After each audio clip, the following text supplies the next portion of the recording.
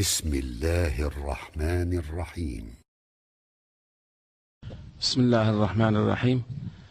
الحمد لله رب العالمين، والصلاة والسلام على أشرف الأنبياء والمرسلين، وعلى آله وأصحابه الذين كانوا بتمسك شريعته صالحين.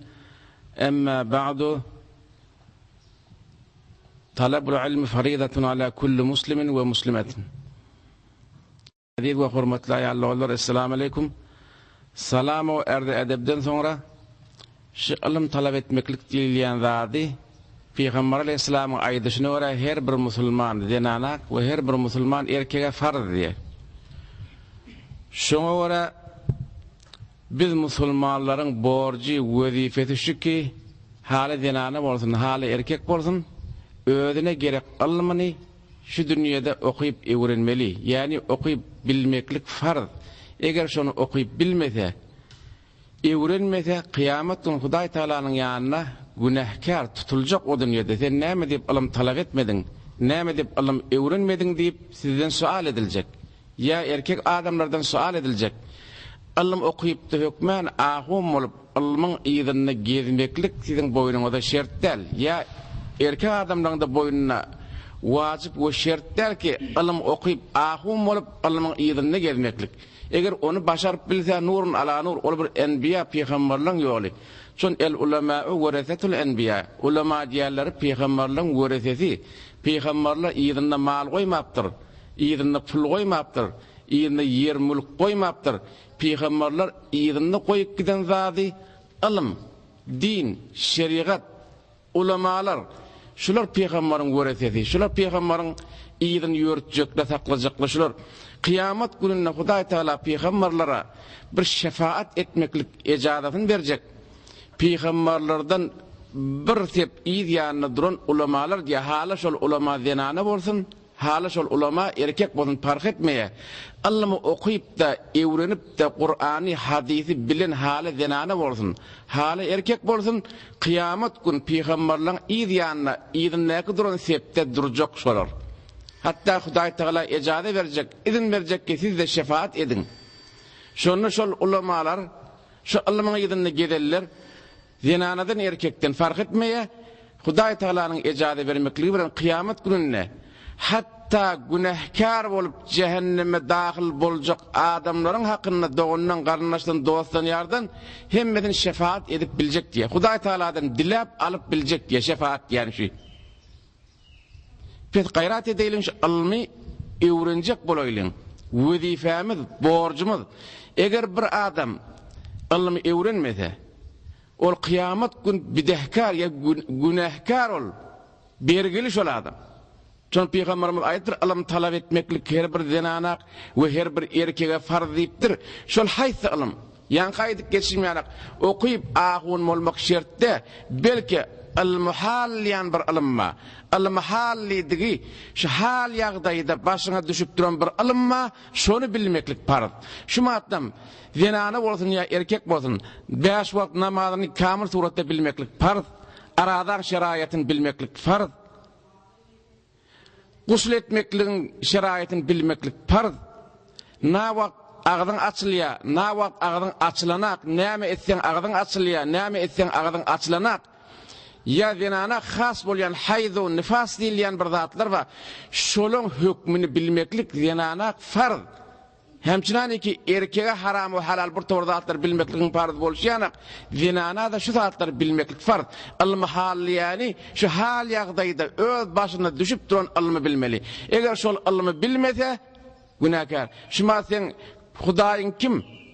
Diniň näme? Peýgamberiň kim? Merje taglidin kim diýekdi jogap berip biljekmi şoňa? Emma şonu baýat bilmeli. Eger şoňa jogap berip bilmeden kıyamet günü sen ýakany tutuljak. Şula al-mahalli ýaşadatlar. Al-mahalli digi hal ýagdaýda adamyň başyna düşüp duran bir tor haram we halaldan bilmeli zatlar we şonu bilmek her bir zenanak, her bir erkege farz. Zenana diýerleriniň özü bir medrese. Zinana diýerleriniň özi bir kanun hemşäki siz tutak oglalaryňyzy gıýlaňyz iýberýäňiz ilmi öwrensin, terbiýe öwrensin, Qur'an öwrensin, rahu reweşike İslamda şeriatda baş onu öwrensin iýberýäňiz hemşäki şuň kanun bolşýanak zinanaň özüniň özi şahsy zinanaň özi bir kanun. Hemşäki Havva enemiz näçemin agtyk çawurgy terbiýe berýänak. Adem aleyhissalamyň baş yoldaşı Havva selamullah aleyha enemiz mün yaşap dünýeden geçip jetdi diýen ýerde jaýlanýar. Enemiz Havva mün yaşap dünýeden geçýär. Şu mün ýaşlyň içinde müňlerçe agtyk çawurup görýär. Şu müňlerçe agtyk çawurugy terbiýe berýär. Adem aleyhissalam atamız 950 yaşap dünýeden geçip Mekke'de Ebu Süheyb diýen dağın üstünde jaýlanýar. Enemiz atamız awol Allah'ın üstünde bizler için zahmet çektir. Şu enemiz atamız bize miras koyup duruş ilmi doğru yol bilen gitmekli, İslam yolu terbiye bolmakly, şeriat yolu terbiye bolmakly. Ve hatta şu dünyanın içinde yaşap da Hudaý Taalanyň beren umry tamamlandan sonra şu dünýeden geçmekliği de enemiz atamız bize miras koyupdyr. Peder bize miras koymuş bu derdi deyip aýtýanmakdy moly.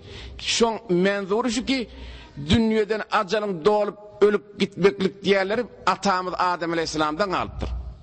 Atamız Adem aleyhissalam da dünýeden umry tamamlandan sonra geçti. Enemiz de dünýeden mün ýaşap umry tamamlandan sonra geçti. Biz hulada mün ýaşamaly, 2000 ýaşamaly, 100 ýaşamaly, şu dünýeden ahir geçmeli. Emma geçmäke biziň boýnumyzda bir farz bolup duran, wajyp bolup duran zatlar we şonu bilmek, agahy tapmak, haly zenana bolsun, haly erkek boýnuna farz bilmeli. Eger bilmesek biz günahkar. Havva selamullah aleyha ança medahmetler çekipdir. Ondan kaydı versek 124 bin geçen peygamberin arasındaki bolup geçen rivayetler hemme aýtjak bolsa gaty bizim wagtymyz aljak emma İsa peygamberin enesi Hazreti Meryem'den kadar İsa'nın üstüne zahmet çekip hatta bir peygamberlik derejesine yetti Hazreti İsa. Hazreti İsa'nın enesi Hazreti Meryem şeýle bir garyplykda, şeýle bir aşlykda, şeýle bir horlukda Hazreti İsa'nın üstüne zahmet çekýär. Ahir Hazreti İsa Hudaý Taalanyň onu ulukon derece mukamy ýetirmekli beren peygamberlik derejesine ýetdi. Şoň üstüne zahmet çeken kim? Hazreti Meryem. Hazreti Meryem kim? O da sizler ýanak bir zenana. Şeýle bir zahmetler çekipdir. Hatta giýje ibadat etýärden atýança ýatmany günnide mudam arara tutýar. Iýýäni içýäni näme? Baglaň ýafragy, otuň ýafragy, ýa bir näçe otlaň köki, rişeti, şolary iýipde hem aradasyny tutýar, hem agdyny açýar. Ahyrda da dağın başynda şeýle bir aşlykda agdy arada dünýeden geçýär. Hazreti Meryem şeýle bir zahmetler çekip näme diýip şeýdipdir, näme diýip otuň ýafragyny iýipdir, näme diýip otuň rişetini iýipdir, näme diýip otlar iýipdi şeýle bir dünýede aşlyk horluk bilen geçipdir. Ol eýnen şu liwany görüp duruşymyz ýani Hudaý Taalany görýär ol adamlar. Şeýle bir ewliýa ki Hudaý Taalany bir şumatda Allah'ımız badip zikretiyaz. Allah'ımız badip yardımına salyaz. Emma olur şeyle bir Hudaýa yakın bizim her bir şeyi görüşmediyanak, eşyalar görüşmediyanak. Olur Hudaý Taalany öldür görüp de şeyle bir Hudaý Taalany görüp duran halatlarına da avadatda bolup hatta dünýede iýmeklik, içmeklik diýilýän zat olan ýadyna düşmäni dünýede Allah'ın ýadyna, terbiýeň ýadyna zahmet çekip dünýeden geçen adamlar. Hazret İsa ýani oglary terbiýe getirip yola salıp ahirde peygamberlik bilen Hazreti İsa ança hyzmatlar bilen dünýeden geç peygamberimiz Hazreti Muhammed Mustafa sallallahu aleyhi ve sellem ewyanyna dünýeden geçýär Hazreti İsa. Ondan gaýdy bersek peygamberimiziň öz zenany Hazreti Hatice bir dul zenanamışdyk. Hatta peygamberin özünden olakan emma şeýle bir sermaýaly pulkan bir baýyň gyýdymışdyk. Peygamber aleyhissalam şo bilen jübitlenýär. Ýani özi peygamber bilen jübitlenmeklige iftihar etýär, bilýär. Awalky kitaplardan eşitip bir şeýle zaman ahyrda bir peygamber dörejek. Ýerde ady Muhammed, asmanda ady Ahmad diýip Şeýle bir peýgamber durajak, palan jüre nişanasy badyr diýip de kitaplarda aýdylypdyr. Şol kitaplaryň ýüzündäki alamatlar bilen şol zamany ahyryň peýgamberi şu Muhammed bolsa bolag amal diýip de peýgamberlikden ewinçak peýgamberlik berilmäke. Yani Hazret Hatice bilen Muhammed peýgamber jübitlenýär. Şeýle aýtjak bolýanym, şol elindäki pullar bilen, şol sermaýasy bilen peýgamberligi ýetenden soňra ançama zähmetler çekdi, kafirlaryň mukabylyna durdy. Peýgamber gollady, peýgamber ýary etdi, hemkary etdi peýgamber bilen. Gynanan ýerine, gystanan ýerine, pulun gerek bolan ýerine peýgamber üçin talaşlar etdi, zähmetler çekdi. Din üçin, İslamyň rişesi we paýasy ýere gurulmaklygy üçin, dinin kamil bolmaklygy üçin Hazret Hatice şeýle bir zähmetler çekdi ki, şolar da sizler ýanak bir zenanamışdy. Näme diýip şeýle zähmetler çekipdir? Ygtykady jezmi Hudaýa. Yani Hudaýy kamil suratda tanyp, Hudaýa yürekden inanyp da kullu malyny hatta janyny İslam üçin gurban etdiler, feda etdiler. Hazret Hatice kimi terbiye verdi? Hazret Hatice peýgamberiň zenanasy, Hazret Fatıma ýanak gyýlar terbiye verdi. Hazret Fatıma kim? Peýgamberiň gyýdy. Hazret Hatice'den bolan Hazret Ali'ň zenanasy, Imam Hasan, Imam Hüseyin, Ümmü Kulsum'un enesi, ulgu, usve, tarihi İslam'da Hazret Fatıma'dan her näçe aýtsak henizat, ol perestar, ol bir hami, bir himayet gününde Peygamber Aleyhisselam'da hatta şu vuruşlarda, zatlarda yaralı bolup da gelen suratında Peygamber'in üstüne kanat kakıp, Peygamber'in kağallaryny ýuwup, Peygamber'in yaralaryny pansiman edip, şeýle bir zähmet çeken, hatta Imam Hasan ve Imam Hüseyin'in üstüne şeýle bir işläp din ýoluny terbiye beren Hazret Fatıma. Atasynyň zineti Zeynep lagapy zineti ebdidigi. Atasynyň zineti diýdigi. Näme diýip atasynyň zineti diýilipdir? Çon şeriata, dine, İslam'a, Kur'an'a şeýle bir zähmetler çekipdir Hazret Fatıma. Şeýle bir talaşlar edipdir Hazret Fatıma. Ki İslam'da, tarihte atıl lengesi yok, hiç bir hele Hazret Fatıma'nın ýerine yetip biljekler. Şeýle bir hanadarida, şeýle bir garip yetim gözlemeklikde, hatta garip yetim gözlemekliğin hakkında Hazret Fatıma veren, Hazreti Ali'nin muğruduna, hatta bir ayet var Kur'an'ın içinde, Bismillahirrahmanirrahim, ve yut'imûne ta'ame ala hubbihi miskinen ve yetimen ve asira deyip de bir ayet var. Şu ayet Hazreti Ali'nin ve Hazreti Fatıma'nın muğruduna sıdık et ya deyip eşaralar var, rivayetler var ki, bir gün Hazreti Fatıma halkın yankı yüngünü zadını darap, işip, becerip berip de yerine bir miktar arf alyan. Tanki şu arfari devip, uyup, şonun çörek becerip de öğlerine ağdaçara, ya oğlunu sonra iman içmene taam et yerlerin. Bir gün işleyen zahmetine alan arfasını çörek edip, bişirip, Bismillah sıfrağın üstüne koyup yiyecek olanlarına kafdan bir esir geldi diye. Bir miskin geldi kafdan. Birce lokma alıp kalıp şol miskine verdiler diye. Ertiyir şol yanak zahmet çekip alıp çörek doğurlarlarına bir esir geldi diye esire verdiler diye. Üçüncü şeyle zahmet çekip de arfa alıp şondan arfa çörek doğurlap pişirip yiyecek bolup duran halatlarına bir yetim geldi. Şol yetime verdiler diye. Elbette bu Hudaý Teala tarafından bir azmaýyş bi. Öz yiyecek zatlarının imanı şolara berip, irenkleri ahsaman yanak bolup saralıp, hatta Peygamber Aleyhisselam'a ulip çıdaman Peygamber Aleyhisselam'ın yanına barýarlar. Şonu Peygamber Aleyhisselam, ya kıydım, ya Fatıma, ya Ali, sizleri näme boldy? Kesellediniz mi? Mirizlediniz mi? Renginiz ahsamam bolup öçüpdir, iýmediniz mi? İçmediniz mi? Deyip de aydanna sesin çıkaranak şula. Bir de şeyle garip geldi, yetim geldi, miskin geldi, esir geldi. Bir işlep çekip pişiren çöreğimizi şolara berdik diýmeye, mebada şol eden hayr we hasanatynyň sewaby kemeler mi hamdi? Hatta Peýgambere de aýtmaýa. Şonda şol muratda ve yut'imuna ta'ama ala hubbihi miskinen ve yetimen ve asira diýen aýa nazil boldy Hazreti Cebrail'in tewessüt bilen. Yani şular Hazreti Fatıma bilen Hazreti Ali bir garibi, yetimi, miskini, esiri gawurmyklyk jehetinden öz iyicek, içecek bolup duran zatlaryny şolara berdiler. Şey diýip şonda Peýgamber gözüne ýaş tegelep. Hatta Peýgamber ağladı diýe şolaň eden zahmetine, şolaň eden gawulgyna, şolaň eden hasanatyna.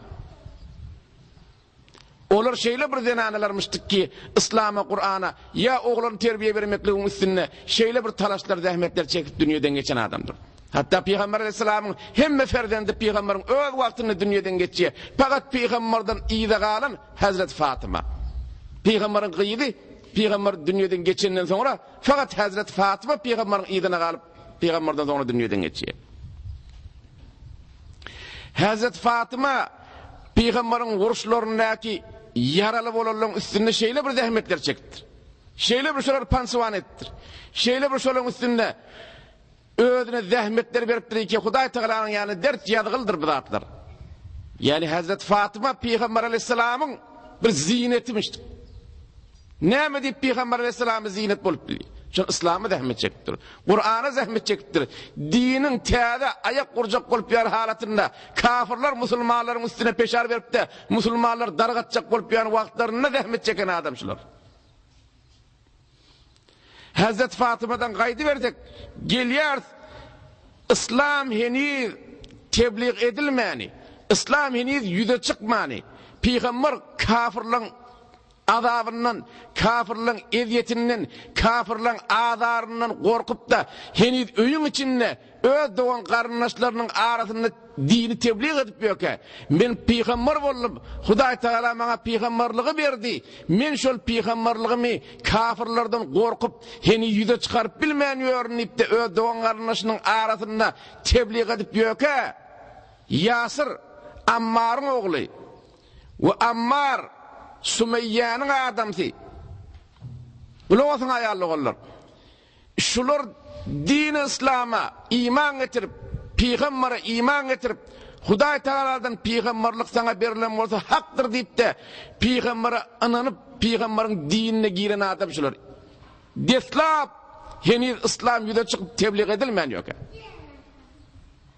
Evvelin zinane iki şehit boldy İslamda canyn berdi Sümeyye ayarlı bollar.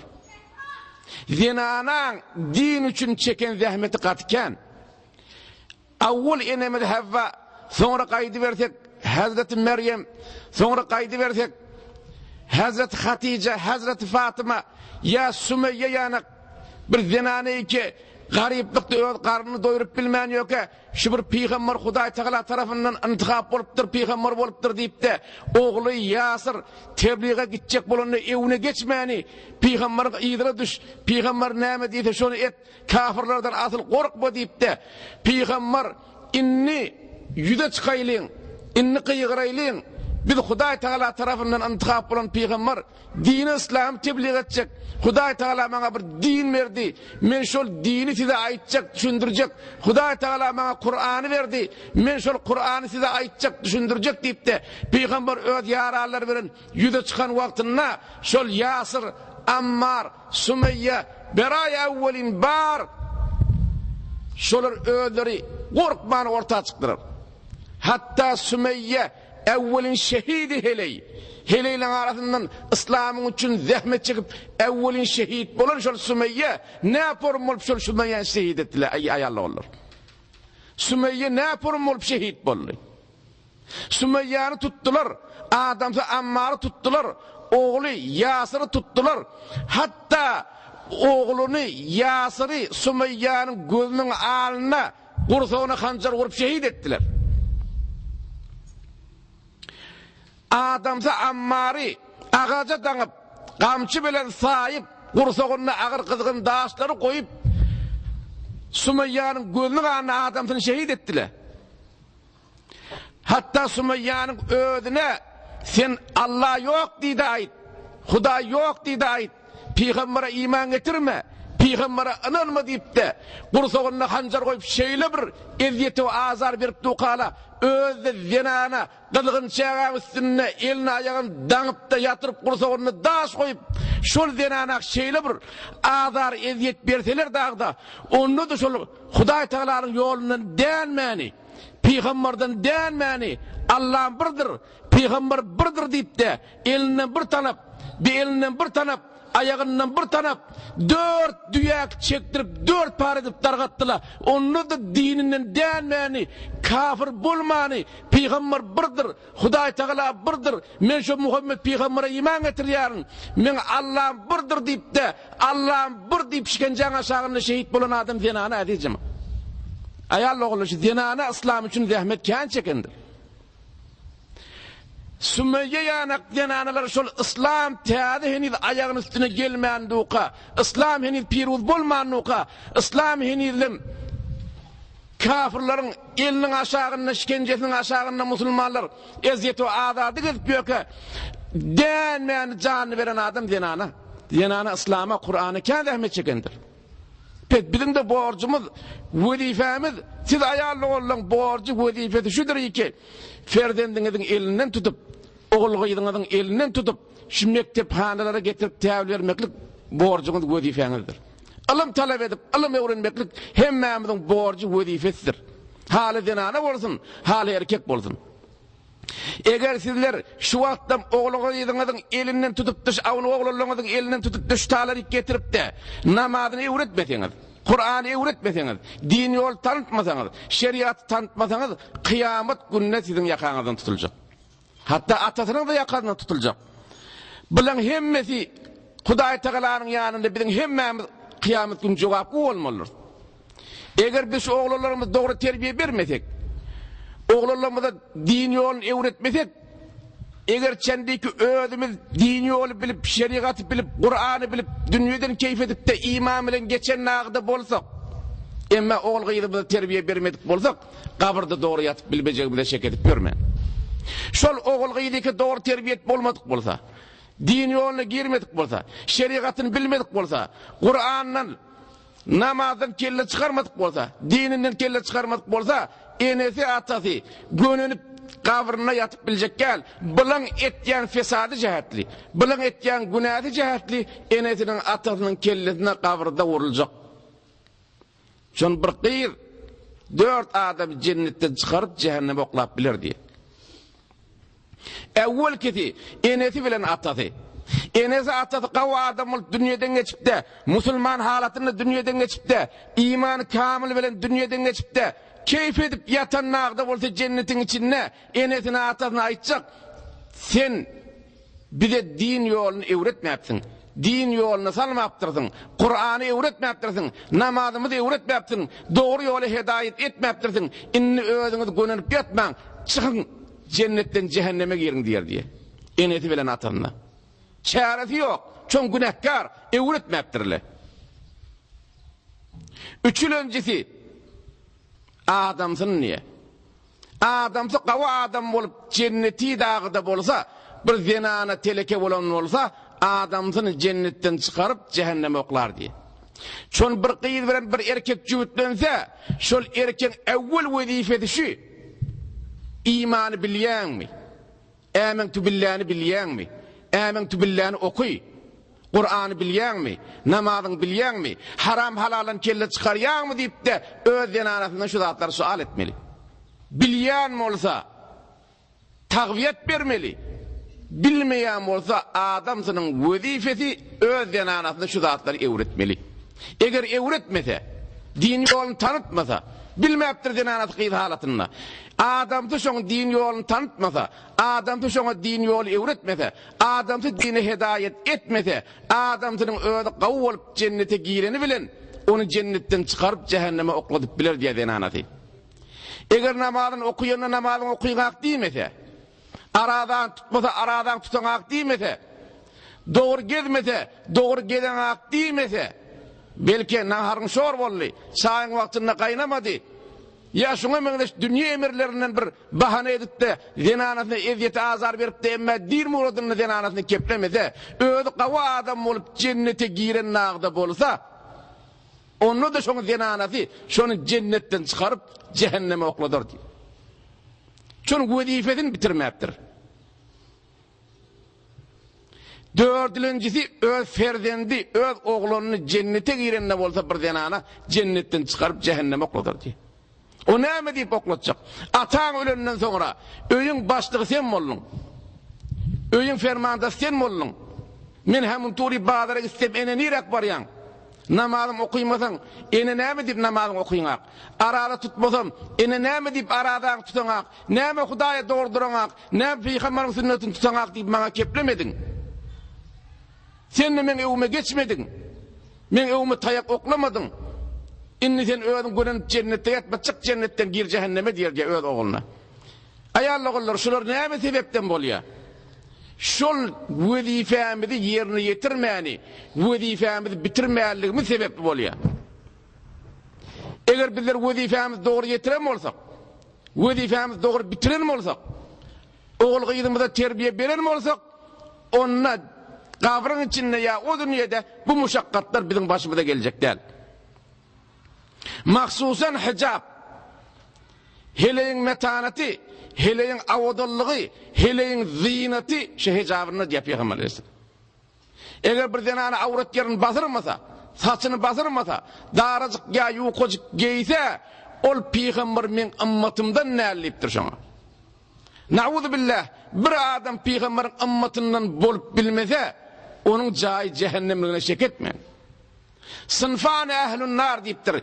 İki sınıf cehennemidir diýipdir Peygamber aleyhisselam. Öz wagtynda, diýir wagtynda Peygamber aleyhisselam aýdypdyr. İki sınıf ehlün nardır. Ehlün nar diýdigi cehennemidir diýipdir. Şoň bir guruhy, bir teori adamlar bolar.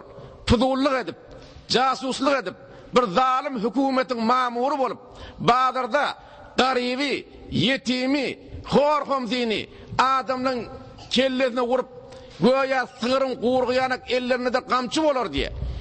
Adamın kellesine vurup da bir falan jüre adam, falan jüre amel etýär diýip dewlete aýdyp, jasuslyk edip, pulullyk edip, tutturup da zindana saldyryp, wurdurup, ýenişdirip ýören adamlar kıyamet gün cehennemiň owadyny diýipdir Peygamber. Men ümmatymdan däldir diýipdir. İkilenji guruhy kasiyatun, ariyatun, mumilatun. Kasiyat egin maşly, ariyat emme yalaňaçdyr diýipdir. Egin maşly yalaňaç diýdigi näme bolýar? Bir teori denanalar egin maş giyecek. Egin maşly halatyna goýa yalaňaç ýanak boljak diýär. Yani darajyk, ya yuqajyk, ya awrat yerler görünüp duran, gursak açyk, gapdaly dilik, astyn kuta. 9 ýaşdan soňra denana kulli ýerini batyrmaly awrat. Awrat mestura denana diýerler.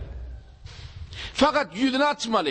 İki el üstadyna, iki ayak topuğunu gelýänçe. Bir de çön zenany öýde hytmet etdiye, nahar bişirýe, eçeriň işine ýetişiklik etdiye. Eger bir 3 ýerde basyrgyl bolsa, ondan muşakkat boljak diýip şu 3 ýerine azat goýulypdyr, açyk goýagamaly.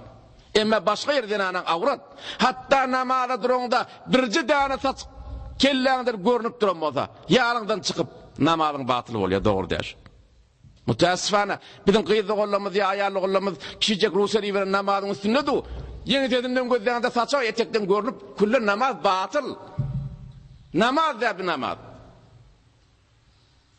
Şun yanak zatları bilmeli. Talabul ilmi faridatun ala kulli muslimin ve muslimetin yani şu ki ilim talep etmek her bir musulman denanak, her bir musulman erkeğe farz deyip aytýarymyz şu, biz şunu bilmesek o okuyup duran namazımız batıl. Emma saçı kesen maňlaýyňdan görünüp duka, sen namazda duň, sen saçyň görünüp du maňlaýyňdan. Şu namazyň batyl sen bileňak şonu batyllygyny. Näme diýip? Ilim okuýmapsyň. Ilimden agahyň ýok. Şu matlyň ekseriýetiniz eger sorasam men şol oglan wagtyňyzda mektephana baryp da subhanaka Allahumma okuýan odan okuýan. İnşallah namazyňyzda kamildirsiňiz. Emme şondan berde siz Kur'an okuydunuz mu? Peygamberin hadisinden kelle çıkardınız mı? İmam adam kim bolýar? İmamlar kim? Halifamız kim? Deyip sorasam Bilirsiniz. El misak näme diýsem bilirsiniz. Bilmersiniz. Näme diýip Allym okulmapdyr. Allym okuýmaklyk diýil ýani her bir denanak, her bir erkek apar, bir her hüjrede bir 5-10 molla okuýuny beren, ol başarsa öz wezifesini bitirýär. Emma günäsizde de günä biziň baýlarymyzda, günä biziň ahullarymyzda. Baýlar hüjräni salmadyk. Ahullar da şu zenanalar üçün hücreli açılsın, zenanalardan çünkü mektepkhana açılsın deyipde şu wagt içinde bir talaş edilmedi. Her yerde bir hücre var, onda da bir yetsek olanlarına molla var. Emma bir kıyız barıp şotada okuymalı, zenana barıp şotada okuymalı deyipde şu wagt içinde eşittiniz mi ya gördünüz mü? Yok yani şu zatda kembut bizim aramızda, bizim zenanalarımızdan alımsız galyan şu cihetten. Näme deyip zenananın içinden kari olmalı? Näme deyip zenananın içinden alim olmalı, alime öğrenýän olmalı? Meger Peygamber farz diýmekdir mi zenana?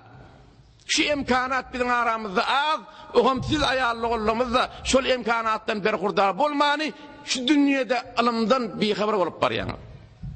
Bu müşkül biz ahullar müşkülü. Biz ahullar şunu himayet edip de zenanalara hücre açacak bolmaly. Zenanalara mektephana açacak bolmaly. Şu zenanaları şular yanak bir kanuna üýşürip de akaidini öğretmeli.